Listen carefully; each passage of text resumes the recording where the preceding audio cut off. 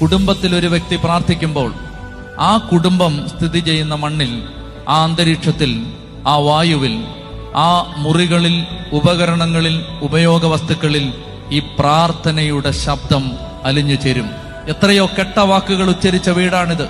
എത്രയോ കെട്ട വാക്കുകളുടെ കെട്ട ഊർജം ഈ വീട്ടിൽ കിടപ്പുണ്ട്. പാപത്തിന്റെ കട്ടിപിടിച്ച് കിടക്കുന്ന കെട്ട സാന്നിധ്യം ഈ വീട്ടിലുണ്ട്. വീട്ടിൽ ഒരു വ്യക്തി ദൈവത്തെ ആരാധിക്കുമ്പോൾ, ദൈവാരാധന വീട്ടിൽ ഉയരുമ്പോ, ആ വീട്ടിൽ പ്രാർത്ഥന ചൊല്ലുമ്പോ, പ്രാർത്ഥനയുടെ ശബ്ദം അന്തരീക്ഷത്തിൽ നിറഞ്ഞിട്ട് ആ പ്രാർത്ഥനയുടെ ശബ്ദം അവിടെ അവശേഷിക്കുന്ന നെഗറ്റീവ് എനർജിയെ നീക്കം ചെയ്യും. അതായത് ഒരു തിന്മ പോകണമെങ്കിൽ നന്മ പ്രസരിക്കണം. ഇരുട്ടുള്ള മുറിയിലേക്ക് കയറി എത്ര തവണ നിങ്ങൾ ബന്ധന പ്രാർത്ഥന ചൊല്ലിയാലും ഇരുട്ട് പോവില്ല.